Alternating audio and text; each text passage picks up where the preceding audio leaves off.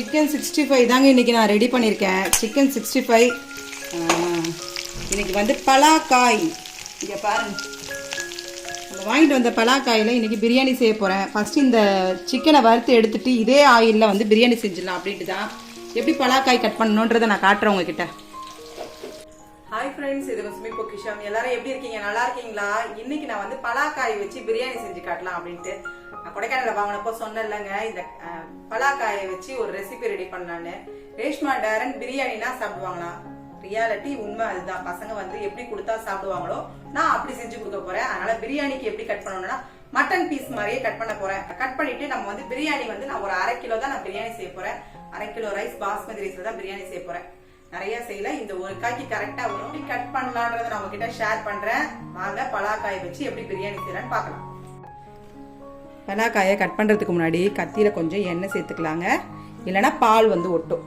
அதனால கட் பண்ணி எண்ணெயை சேர்த்துட்டு கட் பண்ணுங்க.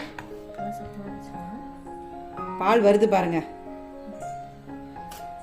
அப்படியே இந்த சைடெல்லாம் கட் பண்ணலாம்.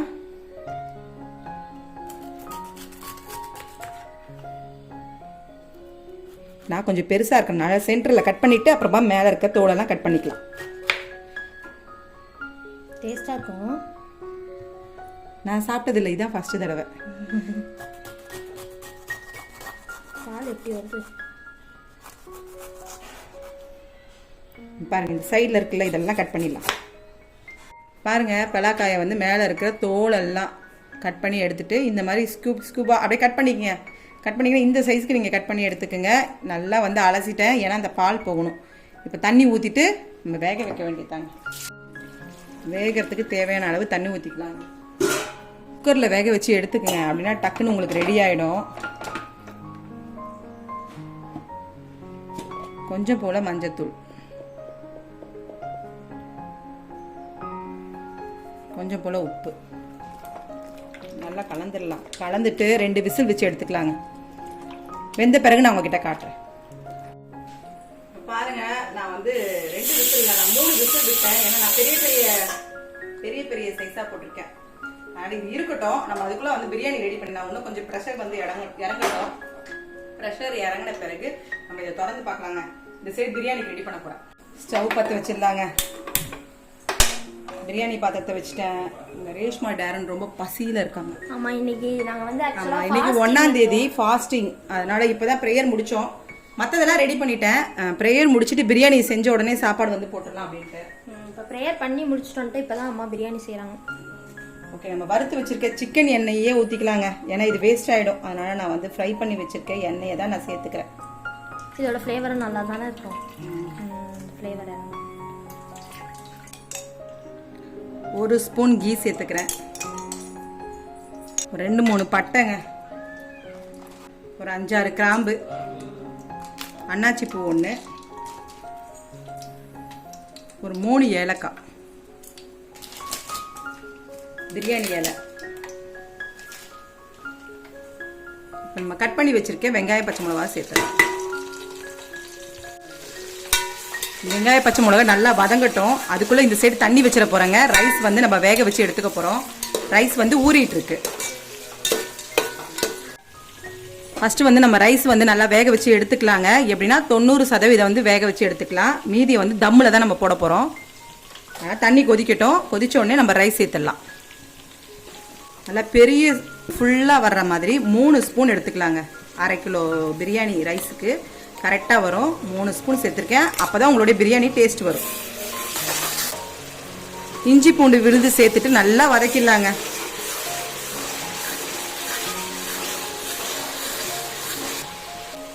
புதினா கொத்தமல்லி 2மே ஒரே அளவுக்கு நாங்கள் எடுத்திருக்கேன். அதை சேர்த்துடலாம். 2 கைப்பிடி சேர்த்துக்கிறேன்.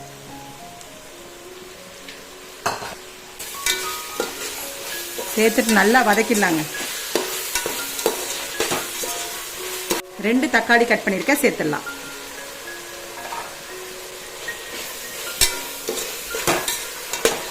நம்ம வந்து சேர்த்துருக்க மசாலாக்கெல்லாம் உப்பு சேர்த்துடலாங்க. இந்த மசாலாக்கு தேவையான அளவு, பிரியாணிக்கு எவ்வளோ தேவையோ அந்த அளவு நான் வந்து உப்பு சேர்த்துக்கிறேன். ரைஸில் தனியாக உப்பு சேர்ப்போம். பாருங்கள், நான் பலாக்காயெல்லாம் நல்லா கரெக்டாக வெந்திருக்கு. இதை நான் வந்து வடிகட்டி எடுத்துடுறேன்.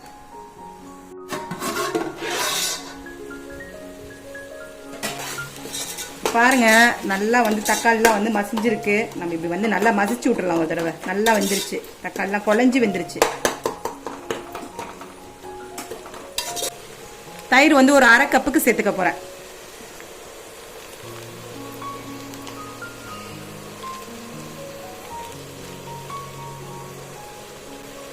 புளிப்பு இல்லாமல் பாக்கெட் தயிர் தான் நான் சேர்த்துக்கிறேன்.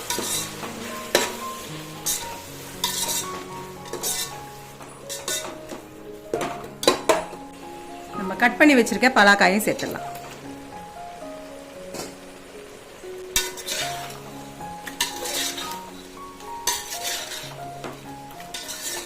நம்ம ஏற்கனவே பச்சை மிளகாய் சேர்த்துருக்கோம், அதனால் காரத்துக்கு தேவையான அளவு மிளகாய் தூள் சேர்த்துக்கிறேன். நான் தேவையான அளவு மட்டும் சேர்த்துக்குங்க.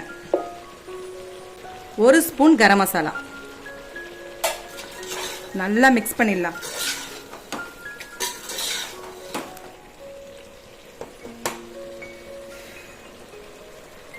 இப்போ பார்த்தீங்கன்னா ஸ்மெல்லே வந்து நம்ம எப்பயும் சாப்பிடுவோம்ல சிக்கன் மட்டன் பிரியாணி, அந்த ஸ்மெல் தாங்க வருது. இன்னும் கொஞ்சம் காரம் சேர்த்துக்கிறேன். நான் காரம் கம்மியாக இருக்கு. என்னம்மா அந்த ஸ்மெல் தானே வருது? ஆமாம், இது போலவே இருக்கு ஸ்மெல். அப்போ இது செம்ம டேஸ்ட்டாக இருக்க போகுது.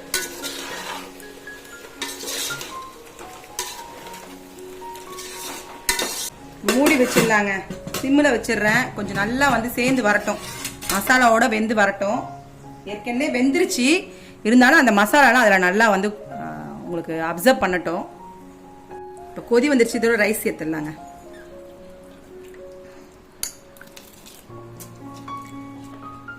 ஒரு 2 கிராம்பு, 2 பட்டை வந்து 2 சேர்த்துருக்கேன். இதோட வந்து புதினா கொத்தமல்லி. இப்போ இந்த ரைஸுக்கு தேவையான அளவு உப்பு சேர்த்துக்கலாம்.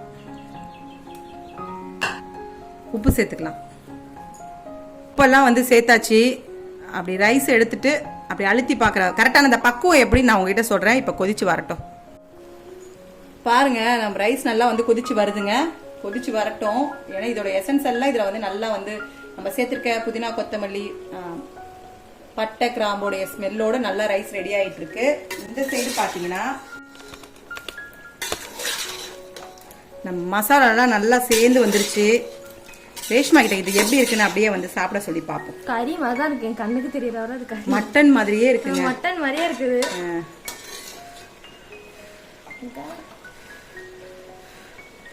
அது அப்படியே சாப்பிட்டு பார்க்கட்டா? நான் அதுதான் சொல்றேன். பிளேட் எடு, சின்ன பிளேட் எடு. இப்போ நான் டேஸ்ட் பண்ணி சொல்கிறேன். நான் வந்து ஃபோக் யூஸ் பண்ணி தாங்க டேஸ்ட் பண்ண போகிறேன்.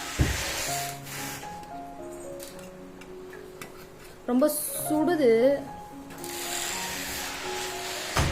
பாருங்க. உள்ளார வந்து கறி பீஸ் மாதிரியே இருக்கு பாருங்க. உங்களுக்கு இது பார்த்தா தெரியும். இப்போ நான் டேஸ்ட் பண்ணுறேன்.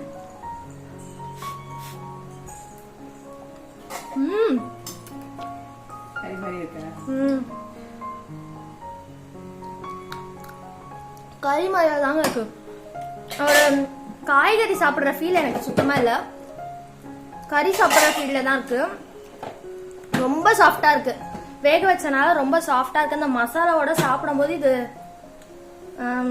ஒரு டிஃப்ரெண்டான டேஸ்ட்டுங்க.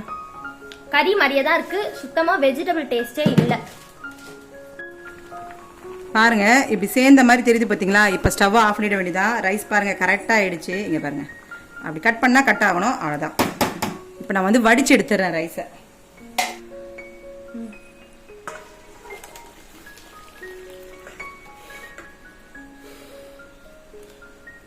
ஸ்மெல் வருதுங்க அந்த ரைஸில்.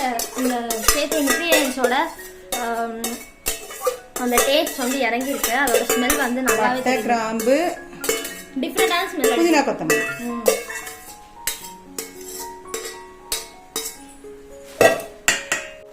பாருங்க, நம்ம மசாலாலாம் சேர்ந்து மட்டன் பீஸ் மாதிரியே இருக்கு. நம்ம ரைஸை வந்து சேர்த்துடலாங்க.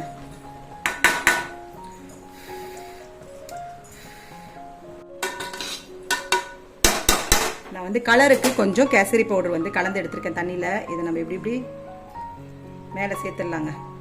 ரொம்ப நான் சேர்க்கல, லைட்டாக தான் சேர்த்துருக்கேன். அங்கங்க சேர்த்தா அந்த கலர் நல்லா தெரியும். ஆமாம். இப்போ வந்து நம்ம கேசரி பவுடரும் சேர்த்துட்டோம். மேலே வந்து லெமன் ஜூஸை சேர்த்துடலாங்க. பெரிய லெமனில் நான் வந்து 1/2 லெமன் சேர்த்துருக்கேன். நீங்கள் வந்து சின்னதாக இருந்துச்சுன்னா 1 எடுத்துக்கோங்க. என்னோடது வந்து நல்லா பெருசு, அதனால் நான் 1/2 தான் எடுத்துருக்கேன்.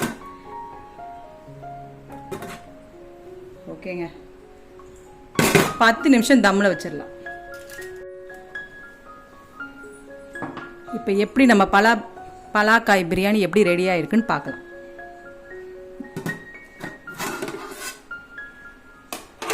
பாருங்கள், நம்ம ரைஸ்லாம் நல்லா குக் ஆகிடுச்சுன்னா இப்படி எல்லாம் அப்படியே பூ மாதிரி மலர்ந்துட்டு அப்படி தூக்கிட்டு நிற்கிது பாருங்கள் எல்லா ரைஸும். அப்படி இப்படின்னா ரைஸ் வந்து கரெக்டாக ரெடி ஆகிடுச்சுன்னு அர்த்தம். பார்த்தீங்களா, நம்ம ரைஸ் வந்து கரெக்டாக வந்து குக் ஆகிடுச்சுன்னா எல்லாம் அப்படியே மேலே வந்து பூ மாதிரி மலர்ந்து நிற்கும். இப்போ கீ சேர்த்துடலாம்.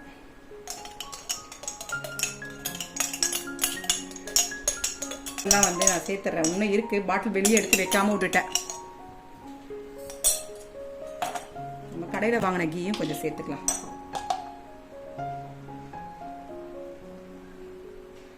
ஓகே,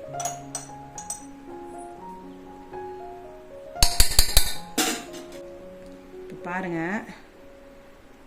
அப்படி அடியிலேருந்து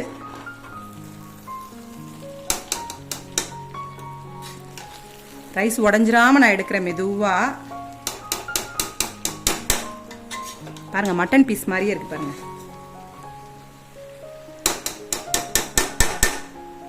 அந்த கலர் சேர்த்துருக்கனால ரொம்ப கலர்ஃபுல்லா இருக்குங்க.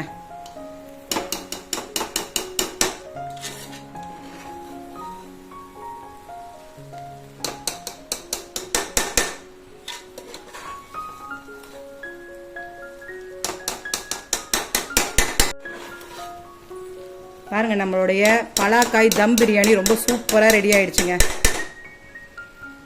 அவ்வளோதான், ஸ்டவ் ஆஃப் பண்ண வேண்டியதான்.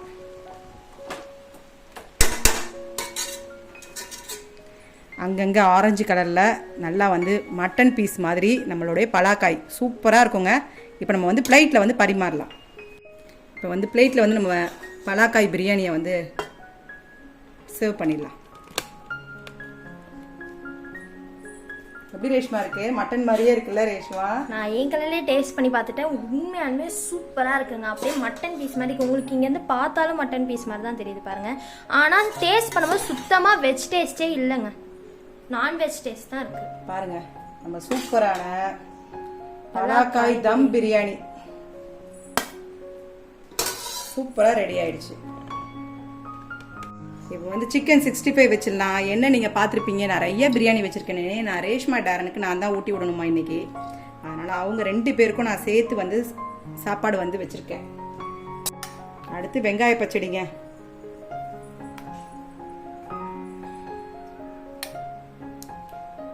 பாருங்க, நம்மளுடைய பலாக்காய் தம் பிரியாணி சூப்பராக ரெடி பண்ணியாச்சு. நீங்களும் உங்கள் வீட்டில் இந்த மாதிரி பலாக்காய் கிடச்சிச்சுன்னா கண்டிப்பாக ட்ரை பண்ணி பாருங்கள், ரொம்ப நல்லாயிருக்கும். எப்படி இருக்குன்னு நானும் ஒரு தடவை டேஸ்ட் சொல்லிடுறேன். நரேஷ்மா ஃபர்ஸ்ட் டேஸ்ட் பரவா நான் கொடுக்குறேன்.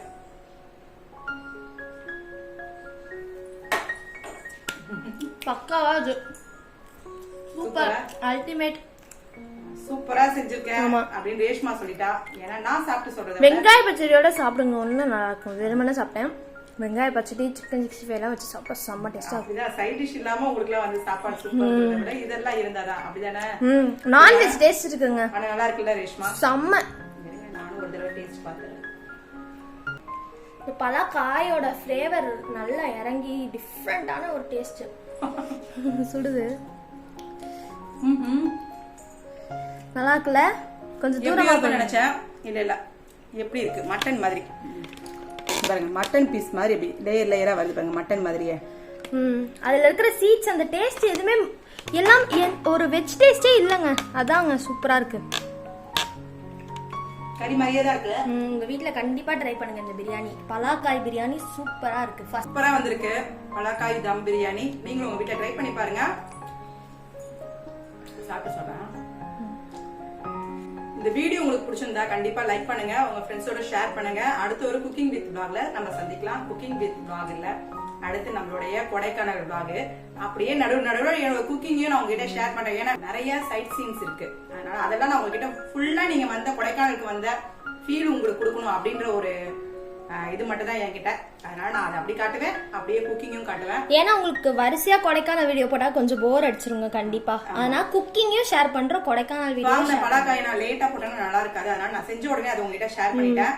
சரிங்க, அடுத்த ஒரு vlogல சந்திக்கலாம், அடுத்து ஒரு ரெசிபில சந்திக்கலாம். தேங்க்யூ.